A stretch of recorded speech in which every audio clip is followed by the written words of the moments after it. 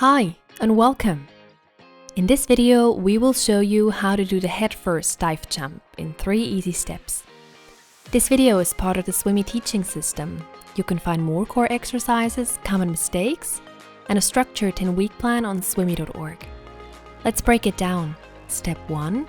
The child stands at the edge of the pool with one foot slightly forward, the upper body leaning forward and the arms fully extended, hands placed on top of each other. Step 2. They keep their gaze towards the pool floor as they push off. Step 3. As they jump, they should enter the water hands first, followed by their head and then their feet.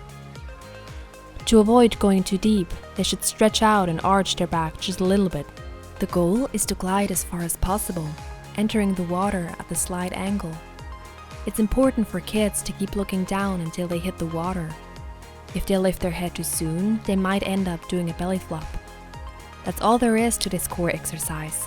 On our website, swimy.org, you will find a series of step-by-step drills that shows you how to teach your child this dive in a safe and structured way. If you would like to see more videos like this, please share this video and subscribe to our channel. Thank you for watching and we'll see you in the next video.